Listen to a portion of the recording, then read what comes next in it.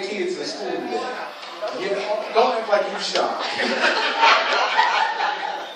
But so I'm taking my time. But you know, let me go ahead and say this. I lost 150 pounds. Some people are like, Jesus! I remember when I first lost 10 pounds. Like, oh my God! I was like, what happened? They said, you lost what? I was like, I only lost 10 pounds. He was like, was it water or what? Then when I really lost weight, they said, did you do the, I'm like, what's the, did you do the surgery? I was like, no, I just got on a treadmill. And tried to keep it past the college. I failed one time. Let me tell you something. If you are not prepared for working out, don't act like you are all that. Right? You know, I got up there, you put the, if he's at 5.9, if you can only do 2.0, stay at 2.0. You know, I got up there, I saw him, he was like, so I thought I could do it. I heard the Rocky music going on like dun dun dun dun dun dun dun dun dun dun dun.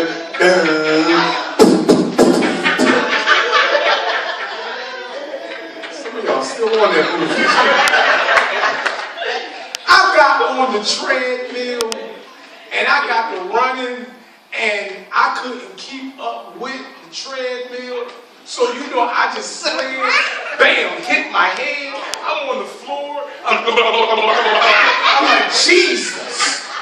I was like, what just happened? People were like, dude, you got to stop it if you can't go. I was so embarrassed.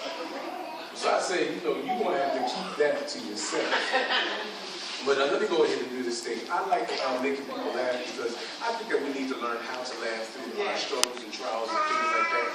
About 2-3 years ago, I went through a heart attack at a very young age. My heart went and just collapsed on me. I went down to 33 beats. Now this is the craziest part. I fell down a flight of steps, broke several ribs, injured my left leg. Went into the hospital. This Jewish doctor comes up to me and he says, Mr. Jacobs, we got to put a defibrillator inside your heart. So I said, no, let me get a second opinion. So they put this defibrillator inside my heart and everything like that. And I'm like, okay, cool. Now, this is the thing that gets me about everything. They put this thing in my heart, they gave me some medicine, but they did not warn me about the medicine. Now, when you're in the hospital, you just let gas rip, don't you? Jesus. Oh, God. I thought that was just in the hospital. Well, when I got home, and I started taking that medicine, I went to church and everything, and I was telling my testimony, and you know, they play the music real softly. How great is our God.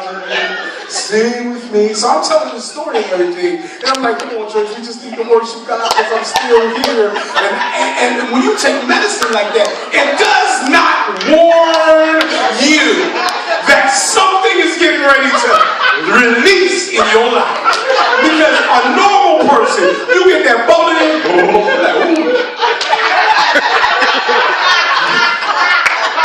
you know the grip and run. Women just don't do it. Men just let it go. Women wait till everybody goes, what's that outside, baby? Nothing. So here I am. I'm just in the church talking about, sing with me, how great is I. And I normally would have that. You feel that, so it's the warning you got to get out of there. But this time, I put my hands in the air.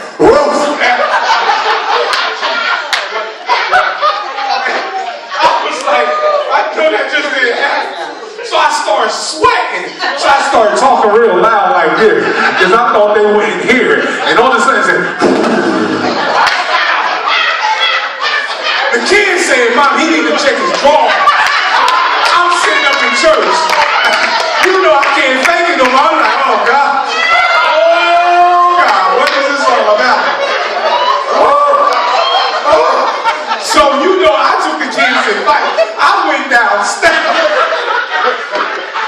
I just had to make sure everything was all right. I just say that. But that's what happened. See, you know, have you ever looked at those commercials of Celebrex? Celebrex is good for you. That's the first 5 next 25 seconds, it may cause you to have an abortion. It may make you lose your mind.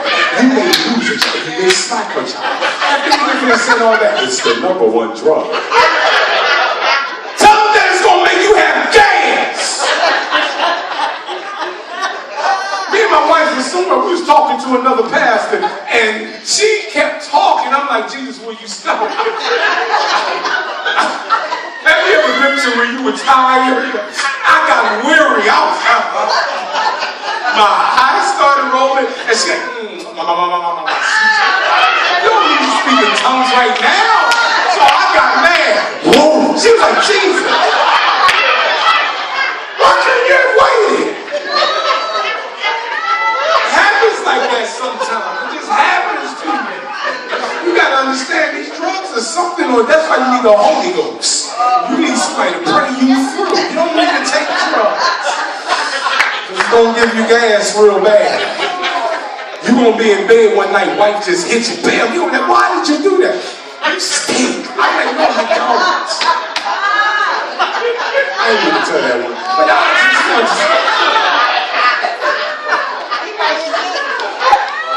I'm back working again, and I love my jobs. But how many of y'all got cable out here? How many got cable? How many got cable? Cable, raise your hands if you got cable. Now let me say this: how many of y'all pay for y'all cable bills? Yeah, let's see this check. Hands have changed. There we go. I used to work for Comcast. I used to be right up in this area, Chester area. But I gotta say this: if there's any Hispanic folk up in here, please don't get offended when I'm getting ready to say. It offended me the first time. I was in Chester on the street, the Hispanic street. And I had to install some cable one time. So you know, people pay their bills differently. I don't care about all that. People have free cable. I really don't care about that. But if I got to hook up your cable line and it's somewhere else, I know that's illegal cable. So 926's line was on 914's house. And it was a Hispanic house. So everybody didn't speak English. Eduardo, that's the only thing I understood was Eduardo. Eduardo come out the house, I'm like, excuse me, is this your house? We speak no English. Is this your cable line? So we kept going back and forth. I'm not lying, this happened. 20 other people came out of a 3-bedroom house. And it looked like it was a family reunion. But I'm like,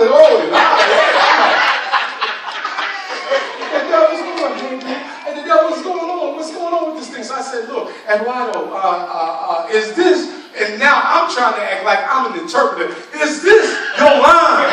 And you know, I'm trying to hit out, I speak no English, I speak no English. I said, look, I'm cutting off your cable. He said, man, how much is the bill?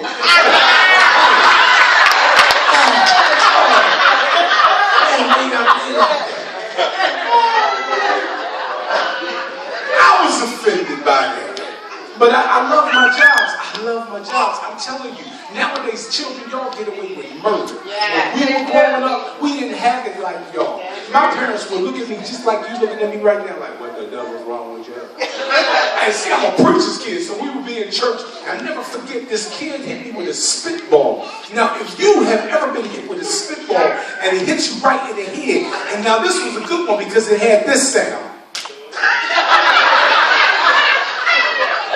Preacher's kid. I'm sitting on the front row, and I'm like, he gonna do what? So I had my straw because in our church, growing up in Chester and on 3rd Street, everywhere we went, every corner there was what? A candy store. So you see, kids don't know about candy nowadays. All they got is all this firecracker stuff. How many of y'all remember Now Laters? The real big pack. I'm talking about it. And what was the paper that had the dots on it? Remember Swedish Fish? Whoa! I don't know about you, but I like pork rind. And that's when you would take the candy, and it was always in what? A brown little bag. And we used to have Huggies in church. Worship is going on. Looked like we had a little short 40.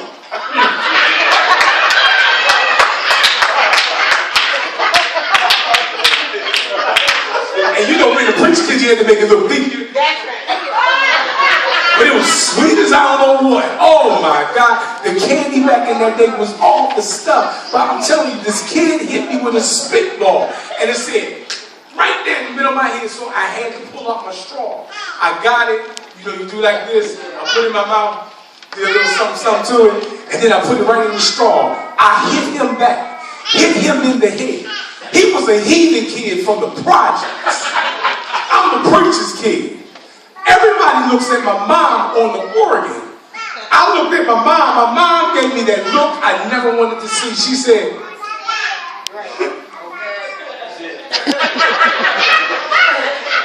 the next words that came out of her mouth were silent, but they were crucial. She looked at me and said,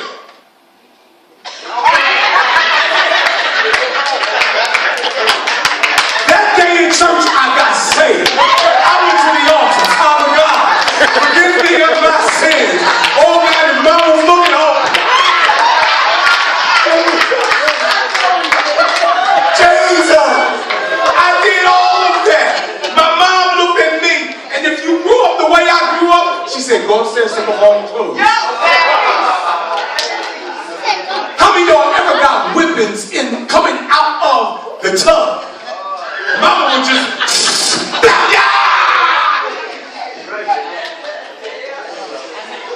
see, you young people don't know nothing about that. All y'all know is time out. Time out was when she knocked me on the floor. I had time out to get up. See, you got to understand, there was time outs, y'all had. There was something called whippings, and there was something called beatings. My parents went past all that. They didn't give me no time out. And all this talking we do to kids nowadays, Johnny, come here. Now what you did was bad. Mommy doesn't like that. I was just telling the other comedian, this kid said, if you want me to get off this playground, you won't have to drag me off. I was like, I had to say, Johnny, we need you to leave. Back in my day, if I thought of that, my parents would have been, bam! No teeth in your mouth. Mom would have took off her heel. I got whipped with extension cords. I got whipped with hoses. I got hit with a skillet. And I never went to jail, or they never went to jail. I wanted to put my mom in jail one time. I said, I'm going to call the cops. No. Let me call them for you. Nah,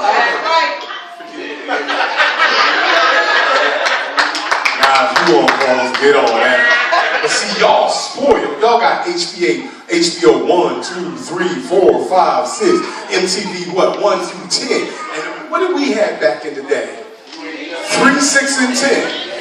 And guess what? At 12 o'clock, what happened? Oh, say,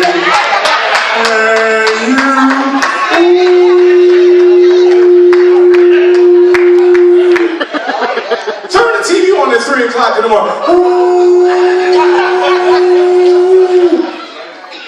It was not, we didn't have that growing up. Y'all are spoiled. And I hate it. And I hate it because my mom gets the grandchildren stuff we ain't never had. And my mom goes to peace tonight. Now, but you know, it's really good to be able to see how kids are growing up today. Even though you're going through a lot of things, kids, you know something, you have the best time, and that is now, because God has really blessed us to be able to have a lot of things, and you are taking advantage of those things. So my grandparents and parents prayed that you would be able to have the freedom and liberty that you have. So let's just thank God for that. Now, this is the thing. I grew up in church. I'm the preacher's kid. I'm the eldest of 8 children. And, yeah, wow. We got like, yeah, wow. Somebody asked me one time, why your parents have all that? I don't know. And my parents used to, just be flirting sometimes. Like, my dad was like, hey, baby. I'm like, Dad. My dad was like, how did you think we had all these kids? That's too much information. That's nasty. Now, but growing up in church, it was fun. How many of y'all can sing? There must not be a praise team here. Oh, look at Louis for Rick now.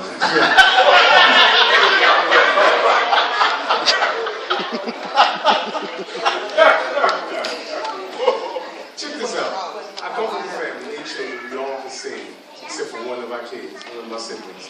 And we used to always have to sing, but my grandmother would always have me come up and sing songs. Now, I'm the type of person, I don't remember words to songs. I just get up there and wing it. I be like,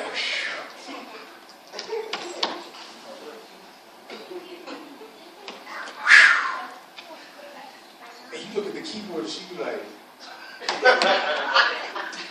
so my grandmother always had me sing one song, and you think after 10 years I would learn the words to it. And that was Blessed Assurance. How can you mess up Blessed Assurance? All the church mothers know it. All you got to do is just look at their lips. So I would get up there and do something like, Blessed Assurance.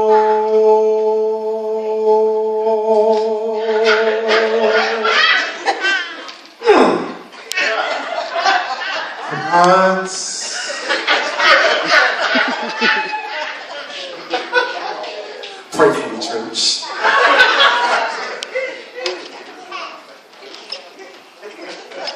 You look at the key. I used to look at the keyboard like, well, the church said, Jesus is. I was like, Jesus is mine. Oh, what a thank you.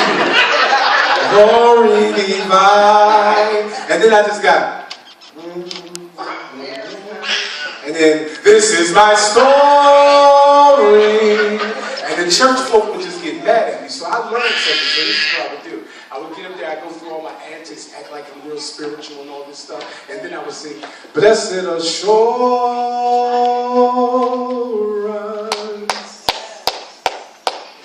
great is thy faithfulness. Oh, we fall down. I'm looking at church, come on, sing with me. The church mother said, on which song, bro? Have you ever seen people fall out in church? Have you ever seen them? Now I used to hate this because I'm the one that got to catch all these people falling out. Now, I don't mean no offense to nobody, but there should be a weight limit when you fall out. I'm not gonna lie. If there's not a weight limit to have a chair that can catch you. Because I'm not gonna lie, you know, it was this one sister, the pastor was just being deep. He was like, you come here. She was like, and so she's like, I knew God had a word for me.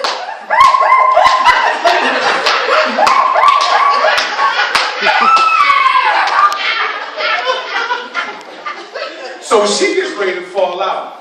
I was the one to catch her. I asked for every husky brother in the church. So she was rocking like this. It's 6 guys and they all rocking too. They like, so she looked like she was getting ready to go out. She did like this. They were like, whoa! They all encouraged me, saying, you got this, right? You got this. She falls, I fall with her. I'm under her talking about the blood! I can't feel my leg! I used to get sick and tired, and they didn't have this little small napkin for the small people. They put the napkin over them. But for this lady, they brought out a comforter. Don't go in the kitchen, go in the kids' room.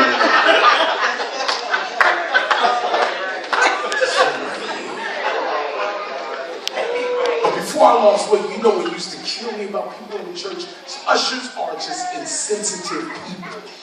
Because what they would do, they would put me, a big guy, on a row with a bunch of skinny people. And the skinny people would be like, Jesus! One lady just said, I gotta move. I was like, your mom's the blood of Jesus.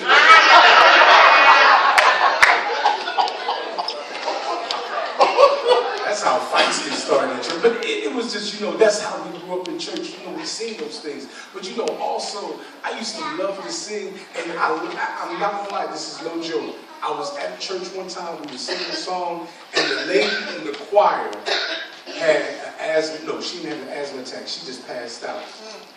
And the choir acted like she was just taking it for the team. They didn't move, they was like,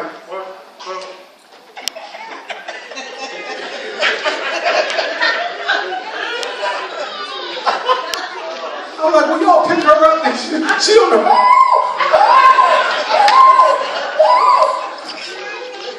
When I was growing up, I always said I wanted to be a preacher because I come from a preacher's family. And it was so funny, growing up, I used to always see a lot of things preachers do. Now I seen one preacher, they was preaching, and their false teeth came out of their mouth. False teeth just hit the Bible. Bam! I was like,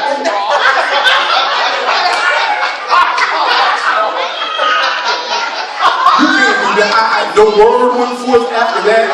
It was like you saw dentures and cream on the Bible. And the only scripture came about all things work together. No, it doesn't. Nah. But have you ever seen a preacher preach? I seen this one preacher now. I'm not gonna lie. And let me say, it was my uncle at the time, man. So rest in peace. My uncle never knew when he got up to preach. He always had this regimen.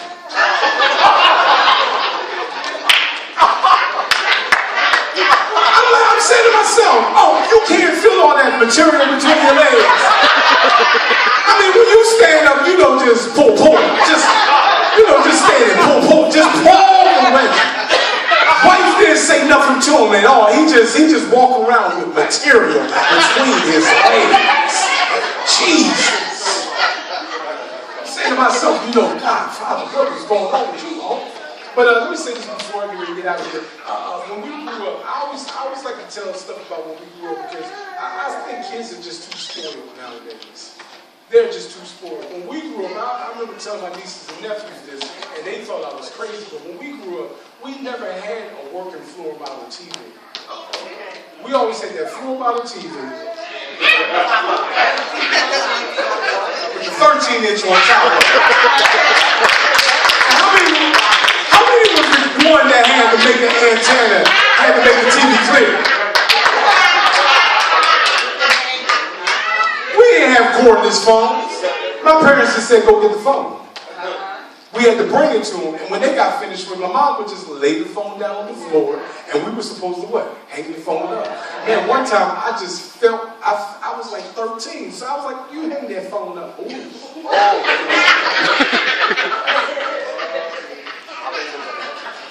All of a sudden, I went to bed aching that night. How many of y'all remember No Frills? Anybody know?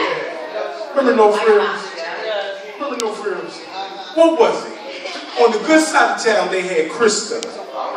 On the odd side of town, the other side of town, what they had?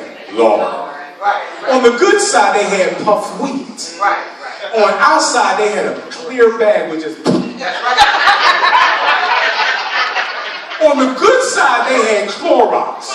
On our side, it was red, white, and blue bleach. On the good side of town, they had all these other good things. But why did my grandmother always have to have mothballs and plastic? I never understood this. Mothballs and plastic on the furniture. And my mom used to say, when you get over to the house, you better not move. I'm like, we can't move. We stuck in the sofa. On a hot day, you just...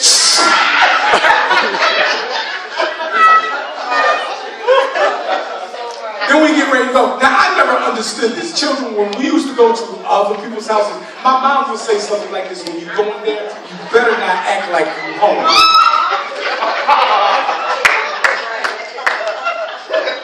Hold up, I'm hungry. And this is the thing. This is what they would do. We would come in the house, it's all 8 of us. We all lined up, we sitting there because there is plastic on the sofa. We can't move. And then the lady of the house brings us some cookies.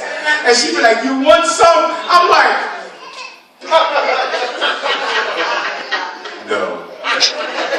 She's like, no, take it. And my mom is like, I'm looking back at her, I'm hungry. My kids, my sisters and brothers like, we hungry, Mom. What was that all about? We couldn't eat at nobody else's house. Why? Because of what?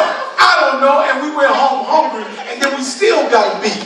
I don't even know why we got beaten. We just got beaten. I would be in school doing good. Let me give you a whipping. For what, Mom? I didn't do nothing wrong this day. God, oh. But that's how we grew up in life. That's how we grew up. So children, when you think you have it bad, just ask one of us old heads how bad you really have it.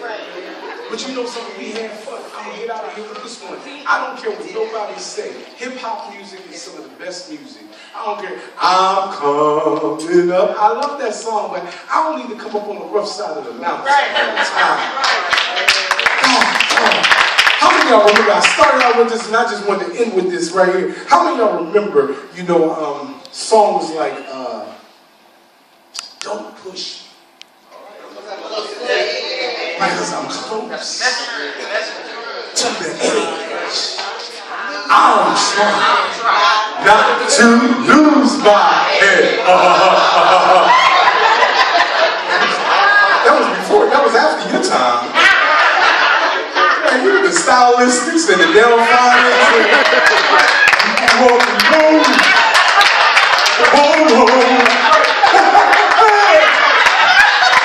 That's when you came up, but you know about our music. Hip hop and hippity hop.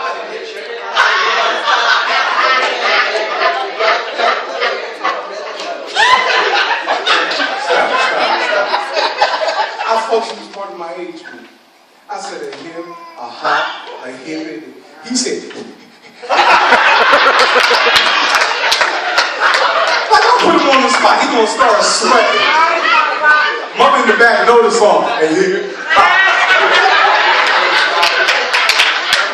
Look at her, she got her eyes closed.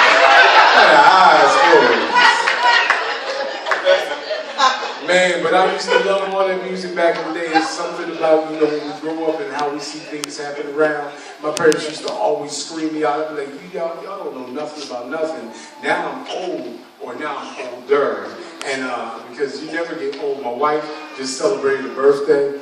Let's give her a hand.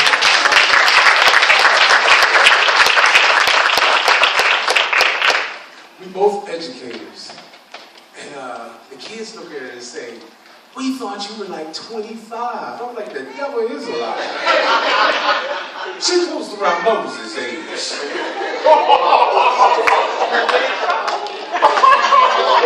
King Kong don't got nothing on this. But you can get home, she's gonna be like, hold up now. My wife is from Georgia. I got her to come from Georgia. This is the blessing. And I thank God for my wife. What happened, we met. Now, God does some crazy things. I thought I was going to be different. I'm going to say this because God can do just about any and everything. We met because of ministry. She was part of this company called Clergy 500 on Facebook. I joined her. So I was like, okay, let me join. She gets on there and she writes back to me. I said, thanks for the friend, you know, adding me as your friend or whatever. She writes back to me, divine connection. I'm like, the devil is a lie. She one of these deep sisters. Why can't we just have a normal sister? I don't need that right now. So she wasn't like that, Pastor Collins. She wasn't like that. We get to texting each other. Now, women, you do have to be careful. Let me say this, because you do have to be careful when you're talking to some of these knucklehead men out here. And men, you need to be careful because there are some crazy women out here. I'm telling you, I know what I'm talking about. I don't need to testify of it. I got the t-shirt for it. But here I am. I meet this young lady, and we sit there and we text each other for about 45 minutes. So her phone number is on the line. I gotta leave. So I said, can I call you? She writes back, no. I'm like, well, your phone number's right here. Can I call you? She's like, no. Needless to say, we're married today. Right. I just wanted to go there because I told her on the phone. Well, she did let me call her after about 5 minutes and saying no, and then we talked for like the next 3 hours.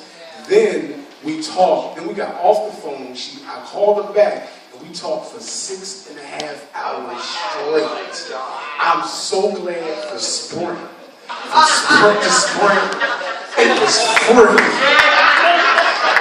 I'm not gonna lie, because for the next 2 weeks we averaged at least 7 hours straight on the phone. One night I was so tired, I didn't say nothing for like 30 minutes. She says, "Are you there?" I'm like, "Yeah, I'm here." She was like, "Well, are you tired?" I was like, "Yes, I am." She said, "Sit up." I was like, "The devil is a liar." So we sit here, we talk all this time, but look how God brought us together. It was because of Facebook that me and my wife are here today, and I love you, baby. Look at her. See how you can clean that up, man? I said she was old as Moses. See how I clean that up? You gotta know how to do that thing. But clean it up, clean it up, clean it up, clean it up. Somebody said, "Woo!" No, don't go there. I'm so glad to be here tonight. I'm just, I'm at a place now. It's like a melancholy feeling to see the Collins tonight because they have been such a blessing in my life. Pastor Collins, she is just crazy. I'm not going to say she's crazy. I don't care what y'all say. I know I haven't seen them in some years. She's crazy. Somebody say amen. See, I know I'm right about that one. Besides the gym, I always seen Pastor Collins in a suit, always buttoned to the bottom. He always walked like that suit won't just bust up. And he always preaches from a bodybuilder standpoint.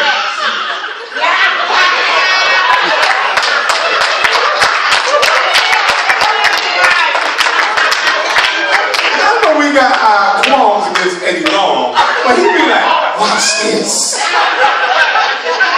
Come on, Pastor Collins, what we gotta watch?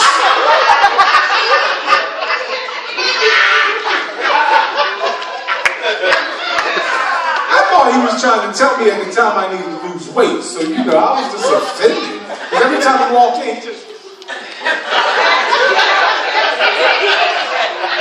he needed to be a politician. Before Barack had the swag, he had swag.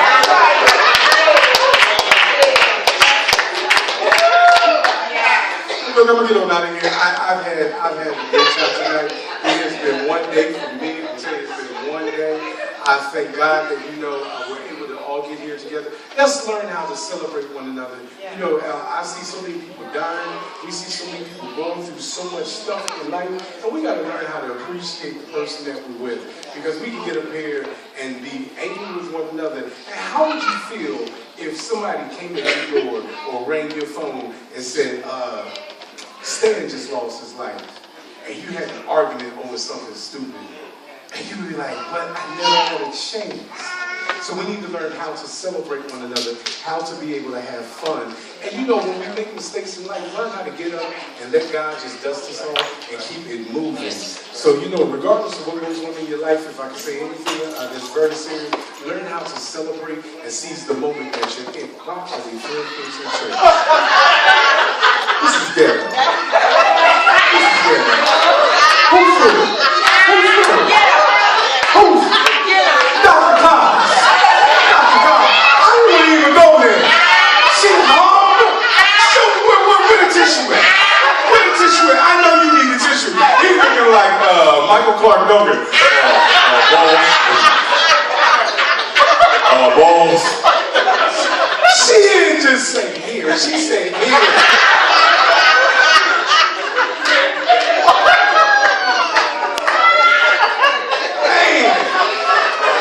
Church, they say, make yourself at home here. God bless you, understand that.